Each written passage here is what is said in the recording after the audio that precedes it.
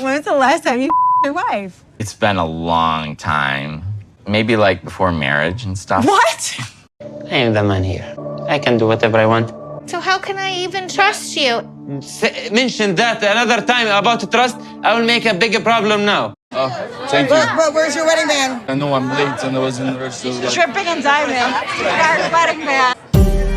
The therapist says, I assume that you guys love and care about each other. And I was like, yeah, of course it is. And he says, I don't know. Who the you think he's like, he really thinks that he's single and that he can be going out? Like, I am not dating anyone. I'm not even dating Matt. I need for Jasmine to know that you moved on and that there's just no way she's coming back, if that's unclear to her right now. I've always agreed that relationships take work, but I've disagreed with the notion that they should be hard. And I especially feel bad for people that are in relationships and they ask themselves, does he or she love me? And a lot of these couples are in that situation, so I fear that they're doomed, and so it's really sad to watch them play out unhappily ever after.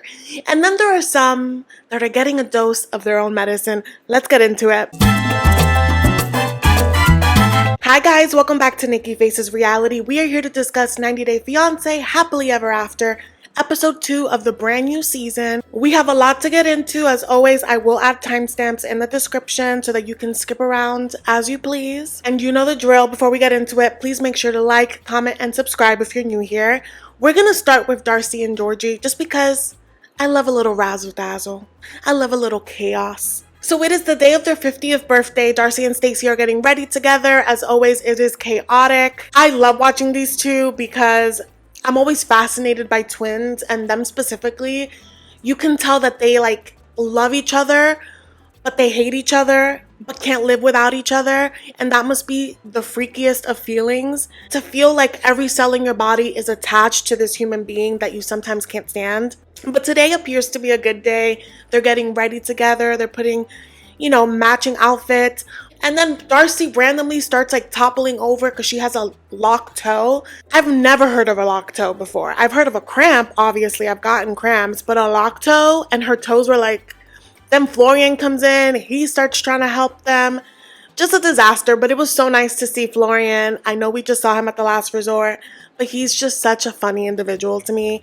It seems like him and Stacey are getting along, so I'm like, okay. Furthering our thoughts that y'all were faking it on the last resort, Giorgi is visibly absent. He is at work. Darcey says that he'll be there later, and Stacey gives a side eye, and she's like, how do you feel? You guys are going to Bulgaria soon.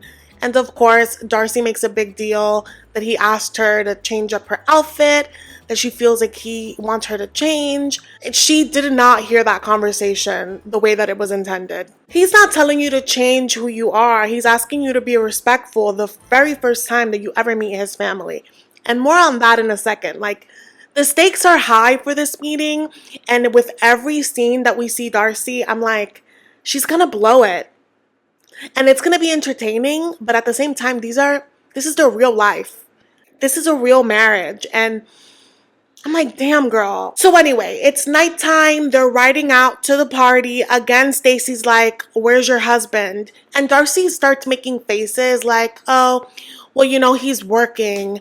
And I was, surprised that he couldn't take the day off. But then he told me all of a sudden that he's promoted, that he's the boss, so he can't make it. I think it's crazy that he just told her that he got promoted. I think that clearly they have to have a bigger conversation. But also, if you've been here during the Darcey and Stacey spinoff, money has always been an issue. There was a time that Giorgi did live off of Darcey, and that was a whole issue. Everybody was always like, including myself, was always like, oh, he's using her for money, he's entitled, all of the things. So I'm not going to sit here and criticize the man for finally having a job. So I'm looking at Stacey and Darcey like, y'all got to pick a lane. Do you want him to live off of you and then you call him a mooch? Or do you want him to have a job? And sometimes that's going to mean that he can't be there whenever you need him. So clearly they need to have deeper conversations, because while he is a private person, I think that him being so private bites him in the butt. It always makes him look shady. So I'm just looking at this like, does Darcey not know details because she's so self-absorbed and can't hear you? Or does she not know because you just didn't tell her? Y'all need to be having these conversations. Also, back to the, sugar mama situation. I'm like, if he has a good job now and he's making this money as the boss, Darcey probably doesn't know that he has this great position because he may not be contributing financially. And again, another conversation to be had. Y'all see why I'm surprised that these two got married? This is a mess. But anyway, they get to the venue. Everyone's telling them happy birthday. Drinks are flowing. Immediately, her cousin is like, "Where's your husband?" And Darcey's making faces. And here's the thing. Darcey girl, this is the man you chose. Everyone told you not to choose him, to choose yourself. You chose him. My issue with Darcey and Stacey is that they are constantly dragging their men and then being surprised that people don't like them. I have a problem when both men and women do this about their partners because you're not only embarrassing them, you're embarrassing yourself because you keep sticking around them. People are not as quick to forgive. If you're sitting here looking miserable in your birthday party when you just got here, dogging your husband, do you think people are gonna have a good perception of him? Do you think people are gonna cheer for you when you do that? No. So she's here looking like a sour pants, and it's like, for what? You just got here, enjoy it. But you guys, we learn that Darcey is extra nervous about Bulgaria because the pressure is on. Apparently, when they broke up, she received a message from Giorgi's mom being like, a compassionate person wouldn't have kicked him out during Christmas. Yeah, that's not a good impression from your mother-in-law. So I understand why you would be nervous about Bulgaria. And also, he's a grown man. He could have found a place to stay. I feel mixed emotions about the whole situation. But the point is, Darcey girl, do you understand why you have to cover your boobs when you meet his mother? You are already on her shit list. And she says something like, I just feel like in this trip, I'm going to see a different side of him. Yeah, you are. And that's not necessarily a bad thing. That's an opportunity to grow closer if you stop making this about you. I think that what she's not grasping, this man hasn't been back home for 13 years. And I don't know about you guys. I'm 34, and for a long time in my early adulthood, when I am around certain family members, I feel like I almost revert back to my childhood self. Not so much now, but definitely in my 20s. It's so easy to snap back into those roles. And he hasn't seen his family in 13 years. So he is nervous for himself, but then also not only does he have to think about how he's being perceived, he has to think about how his wife is being perceived.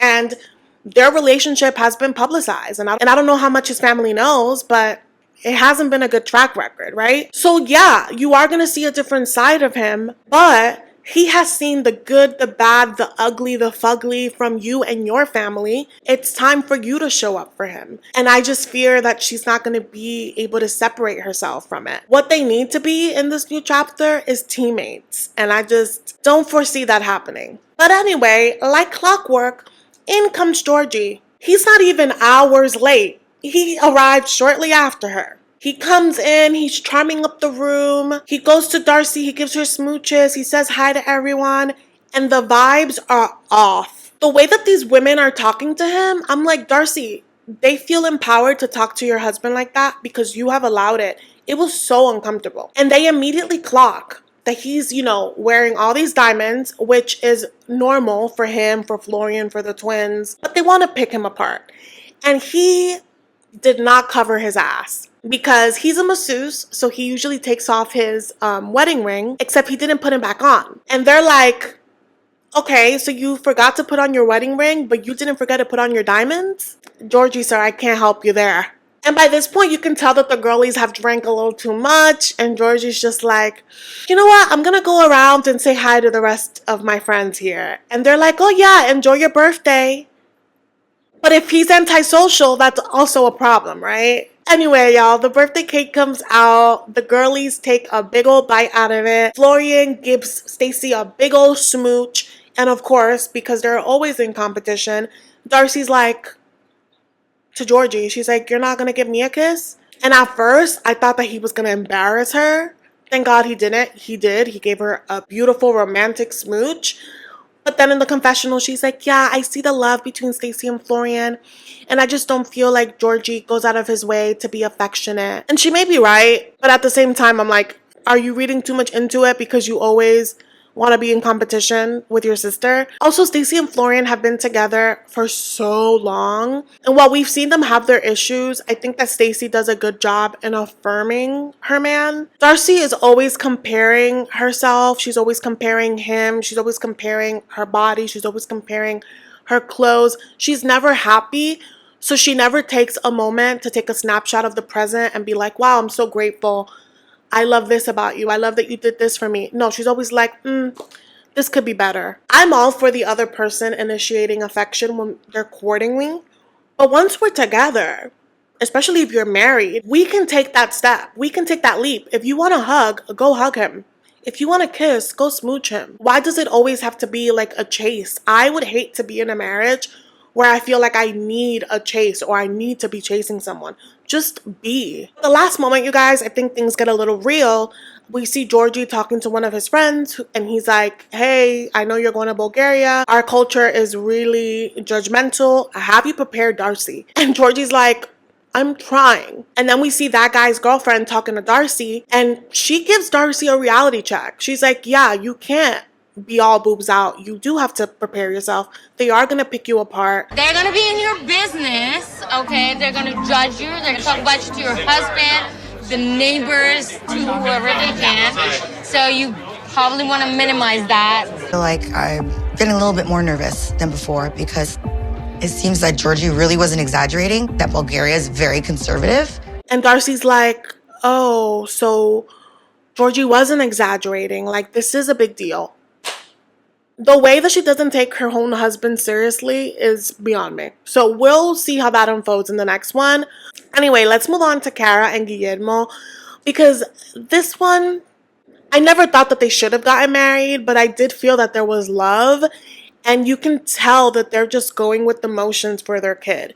When we see them, they're getting ready to go to a peach orchard with their baby Nico, who's adorable. And Guillermo is talking a big game that he wants to get things, back in order. They haven't been intimate in like 3 months. And he's claiming that he doesn't know why, it's been so long that he's asked. But it's like, you guys aren't doing okay. She does not want to open herself up that way when you guys just aren't in a good place. And in the car, he's like, I want to eat your peach. And she's like, don't talk like that. They get to the peach orchard. He's acting like perfect husband. He's reaching for her hand. And she's like, I'm appreciating this effort, but I need more. Specifically, I need him to support my career as a singer. And we knew that she was singing. I think that's how they met. She was performing in DR. And she has a beautiful voice. I've checked out her Instagram. But homegirl, she wants to be a bachata singer.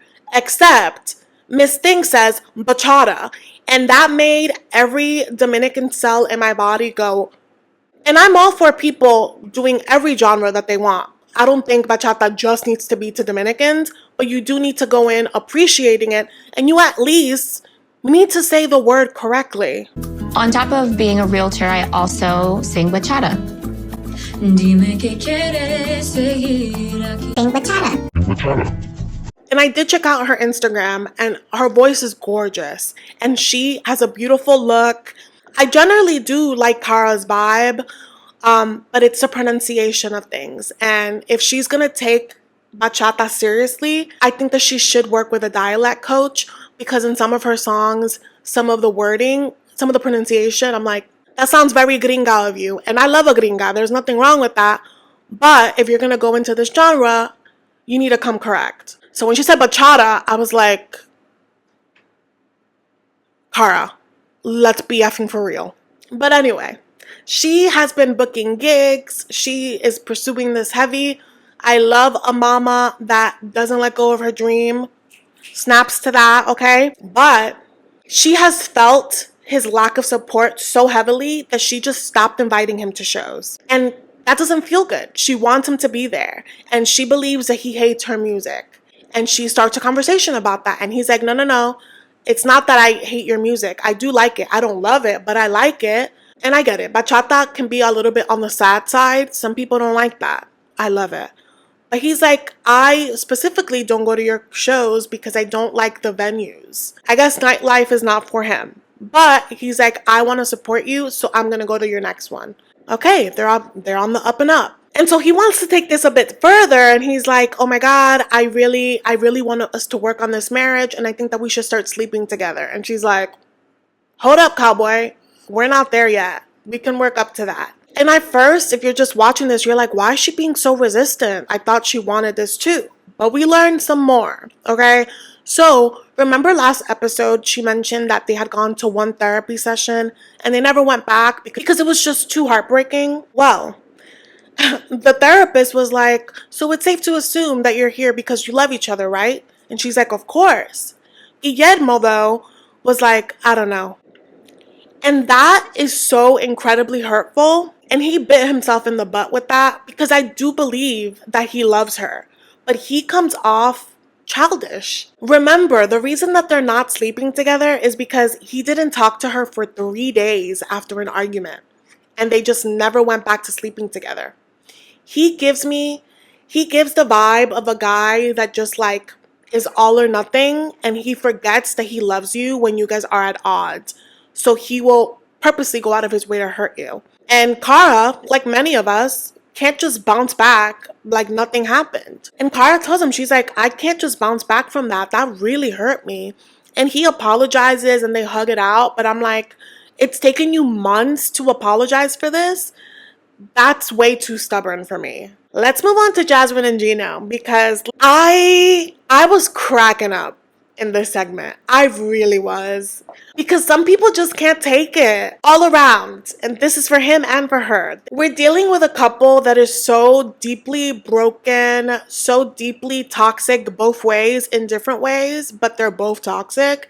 And when you're toxic like that, it doesn't matter who you're with. It's going to continue manifesting itself. So we see Gino still in Vegas. He's with Natalie. They're having a good time. And even though he likes her, he's not fully ready to tell her that he's not single. And one thing leads to another, and she asks him, like, when was the last time that he had sex with Jasmine? And he's like, oh, a long time. I don't know, maybe before our marriage. And that made me pump the brakes because I was like, wait, are you saying you didn't consummate the marriage? And he's like, I don't know. And I thought a few things, okay? Do you guys recall with the Angela and Michael thing that was one of the things that she had been saying before? I don't know if she legally went through with it, but she kept saying that they didn't consummate the marriage and that's why she could get it annulled. I'm wondering if Gino is saying on camera that they didn't consummate it so that he can get it annulled. Do I believe that they didn't consummate it? I don't know. But immediately that was my first thought. My second thought was, if y'all got married and you didn't have sex, I understand why Jasmine was upset. And I want to be clear. I get on Jasmine a lot. It's not because I don't understand why she wanted an out. I was always in support of her getting out. I don't support the way that she went about it. I will never support cheating. And I feel like whether she wants to admit it or not, she was emotionally already cheating on Gino with Matt. Whether she was physically cheating, who knows? But the way that she went about it was wrong. But I'm looking at Jasmine&Gino like, wait, you weren't intimate. Intimacy is important because I do feel like he was withholding it as a power trip. Y'all needed to get a divorce. This playing around with open relationships, I will never understand. Gino is moving like a sicko in that. Like, how can you claim that you want Jasmine? How can you claim that you want to save your marriage when you are purposely shutting it down? And again, I've always said, I don't think that you should be intimate with someone just because you feel like loyalty. No, that should be inspired out of you. You should inspire wanting to get close to them and vice versa. But even the way that he told Natalie, like, who knows, like maybe before marriage, like he's getting a kick out of it, that feels sinister. And it's just so off. And then seeing him go to the hotel room with Natalie shortly after and like kicking his feet and giggling and like, sexualizing the way that she licks a champagne bottle. I'm like, Gino, get a divorce. get a divorce. And I'm also just like, okay, you're pissed at Jasmine, but you guys are technically still together. You still haven't told Natalie that you are in this open relationship. And that makes you just as cruel because you're not giving Natalie the opportunity to choose whether she wants to be in this mess. You're throwing her in it. And I'm wondering if he doesn't feel like he needs to comply with rules because he kicked her out. Like maybe he feels like that's null and void because he feels like Jasmine broke them too. But I'm like, you are also not navigating this after marriage life well. Natalie, though, took a beat. She didn't sleep over, even though he was ready to jump her bones. She did not stay the night, okay? And he's realizing that he needs to come clean and soon. And I'm like, yeah, soon, because Hurricane Jasmine is on her way. And I say that because then the next scene is Jasmine going shopping with Michelle. Michelle is related to Gino by marriage, okay? That is her bestie. They're going shopping. And, you know, they get to the topic of Gino, of course. She says she loves Gino and that the open marriage was just a big mistake. Girl, be careful what you wish for. Let this be a lesson. And Jasmine says, he blocked me everywhere but email, so I have been emailing him constantly and he just doesn't respond. And Michelle is like, well, I don't want to get in between, but I'm going to get in between and let you know that he met someone online and he's in Vegas. And Jasmine's like, how could he? I followed all of the rules. And so Jasmine is here, you guys, pressed like a panini. Just like, I can't believe that he would do this. Girl, you broke all of the rules of the open marriage. You have no leg to stand on when it comes to holding him accountable. Which has me thinking, like, is Matt not everything that you wanted it to be? Like, why are you now being territorial over a man that you purposely chose to leave? He kicked you out, but you left him a long time ago, if we're being honest. And so then she goes in that one of their agreements was that they would meet the third party and they would have to agree on it. And Jasmine, I am calling your bluff in that because you didn't let Gino choose. You gave him an ultimatum. You created this open marriage so that you could be with Matt. It's not like you brought up the open marriage and then we're like, oh yeah, and maybe Matt. No, you were like, I want Matt and I this is the only way this is gonna work. So to say that you gave Gino a choice, I would call that more of a coercion. And I guess things in Matt's palace are not what she thought they would be. And because she's miserable, everyone needs to be miserable. And how dare Gino have fun and live his best life while she's here brokenhearted over him. And I just know that she's gonna blow this up for him. I just know it. And she says she's not dating anyone and it's crazy that he's moved on. I would like to disagree. You are living with the guy that you banged. So I think that that's beyond dating. You're right. You've moved to the next level. But just overall, I could not take her seriously. She was here weeping, giving us a telenovela best. And I'm like, the way that we know that how this ends and how it started, I can't feel bad for you. So we're seeing Gino on his last day with Natalie, and this is where they're at this like adult arcade. And she just wants to know the full picture, like how things ended with Jasmine. And he's like, yeah, we had a fight one day, and then she told me she was gonna go to the gym, and then she called me like, actually, I'm gonna be with Matt. And that pissed him off because he put 2 and 2 together, that she was with Matt the whole time. And I think also that might have been a realization, like, damn, like every time we have a disagreement, I'm not going to get a chance to make things up. She's going to go straight to her other man. So he was like, you know what? Don't come back. And Natalie is like, Matt? Who's Matt? And this is where we realize that in all of the months that they have been talking, Gino has not once mentioned that he was in an open relationship, that he was in an open marriage. So he had to explain the entire lore to Natalie. And Natalie is shifting her body like, wait, what? So like, are you guys done? Or am I part of this open marriage equation? And he's like, yeah, kinda.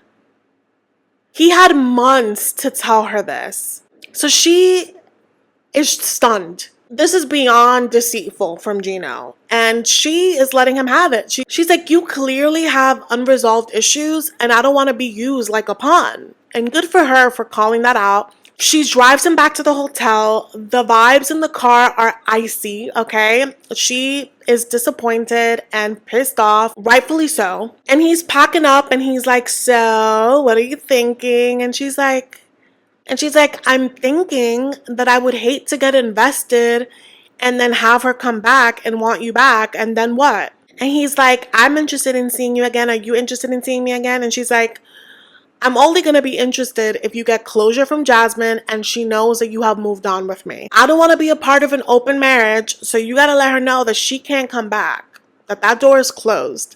And you know, this should be a moment of reflection for Gino of like, yeah, I can't continue to be messy when I try to move on.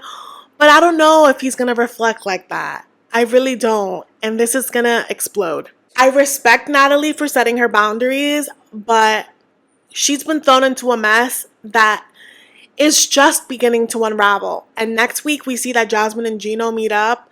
Yeah, we will be watching, okay? Let's move on. I'm going to touch on the trio drama really fast because for continuity reasons. So Lauren's friend Noga makes a dramatic exit. She's like, he could go and berate his wife however he wants, but he does not get to disrespect me. He does not get to degrade me. And she leaves. Lauren goes after her and, you know, tries to calm her down. She wanted to stand up for her bestie, and I get it. However, Andrei, he thrives off of pissing people off. So it wasn't helpful. Also, I mean, I blame Lauren for inciting this because this is Elizabeth's business and she would not stop pressing the issue. So Lauren comes back apologizing, you know, like she wanted this to be a good housewarming, and she was apologizing to her guests, and Elizabeth was like, thank you so much for welcoming us to your home. And she leaves. And we see her and Andrei drive off, and, you know, Andrei is, you know, being like, oh my God, like that was crazy how that could happen, how everyone was attacking me. Like he wasn't an asshole, you know? Elizabeth is pissed, one, because she's learning about an ultimatum that he was proudly telling everybody, but not to her. So she was trying to check him about that. And he was like, oh, it must be like a language barrier.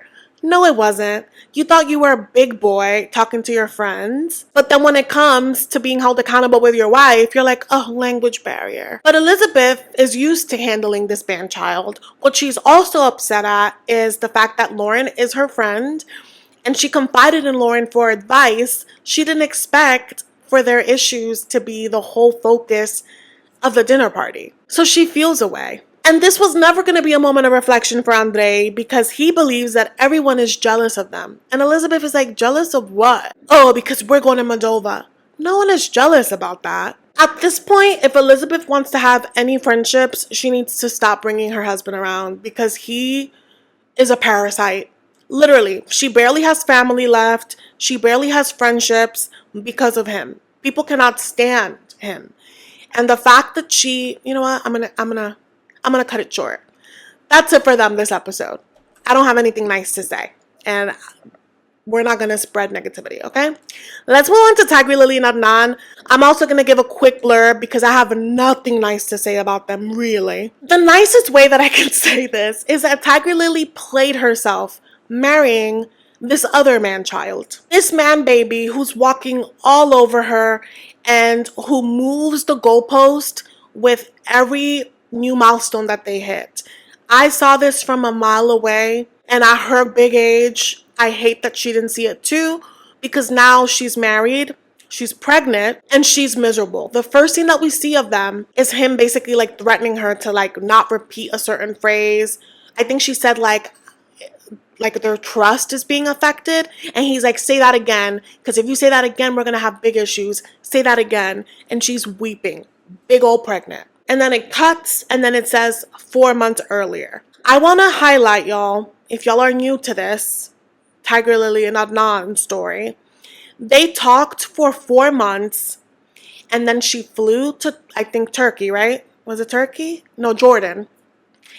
And that first day that they met in person for the first time ever, that is when she married him. And he is used to being the diva in the relationship. He, in his mind, He believes that men reign over everything and that he's always right. And that she should basically worship the ground that he walks on. That is the dynamic. Also adding to the dynamic, Tiger Lily, I think, is like over 20 years older than him. Tiger Lily has basically made most of her storyline be about the fact that she was in a very awful marriage, very controlling. She called it a gold cage, and getting out of that was super important to her, to have her autonomy back, super important. Which is why it was so shocking to me that with all that life experience behind her, that she would jump into a marriage with a man like Adnan. But anyway, they do the 4 months earlier pan. She's like 6 months pregnant, I think. She's, you know, nesting this new home of theirs, getting it ready. He's about to come, you know, to America. We see her with her friends, the Shays. They're a married couple. I think one of them is named Shay, and then I forget the guy's name. But I call them the Shays. They're fab. They're looking around the house. She's showing them her $12,000 bidet. That's one thing. They both like the nicer things in life. And one thing that they fought over was him not wanting a prenup. And she has a lot of money from her divorce settlement. And I also like fear like there's going to be some financial control issues here, allegedly. It just doesn't look good, okay? It's not a good dynamic. And remember how I said that he is constantly moving the goalpost? The last time we saw them, he was always like, yeah, my wife is Christian. I'm not going to change her, this and that. You know, she'll come to her senses. Like, he speaks like that. His whole attitude is like, oh, like, I'll convince her later. Like, we'll get to that when we get to that. And we saw that he would give her like, oh, you can't wear this here, you can't wear that here. And I'm all for people respecting different cultures when you enter those cultures. But she's an LA girl. She loves a bodycon dress. She loves a little cleavage moment. And if you're in LA, I don't see an issue with that. And if you're coming to LA, just like she had to adapt in Jordan, you have to adapt here. Give and take. Each couple makes their own rules. However, he does not want to listen to her rules. He wants to make them all. So he has started now nitpicking that he wants her to convert and be Muslim. And isn't one of the main things that you can't like coerce someone into converting, that it should be something that, you know, comes natural in their heart, that they should get like a calling? Isn't that the whole point? So she's like, yeah, that has been a point of contention. They've been struggling with that. And yeah, so I'm like, I don't know how much I'm gonna cover of their segments because it boils my blood. Like, his voice to me is like a nail on a chalkboard. Like, he is so insufferable to me. But if you guys want me to cover it, I will. I will swallow my pride and do it. But y'all, she picks him up at the airport. He's like, oh, we're never gonna be apart again. And he starts like kissing her belly. They get to the car and he opens the passenger door of her Lambo. It is her car. And she's like, I'm driving. And he's like, no. What do I look like in this Lambo? My wife driving and I'm in the passenger seat. And she's like, you don't know the streets here. You've never driven here. I'm driving. Get in a car, babe. People saying my wife, she is pregnant and she's driving. It's so silly. Give me a key. Don't worry. Don't keep asking. Okay, baby. Okay. And he's like, come on, like, let's, like, don't make me have to tell you again, kind of vibe. And she goes in, pregnant, scared. It starts raining. He starts complaining about like, oh my God, I've never driven in this. Like, it's day one and he's already like putting his foot down of how annoying he's gonna be about his need to control every single scenario. And the way that he's like, well, how do you think I feel? I don't trust your driving. She's driven this big old Lambo just fine. It's just so condescending, so patronizing. Like, imagine putting your family's life in danger because of your ego. Like, you can't fathom being a passenger in a Lambo. Honestly, there are worse things. So that's it for them. That's it for this episode, you guys. Please let me know your thoughts in the comments. I know that so much is happening. It's juicy, but also, like, I really feel myself like getting, like, worked up because I'm just like, how are these people married for this long? How? Anyway. I look forward to reading your thoughts in the comments. Thank you guys so much for watching, and I will see you in the next one. Bye.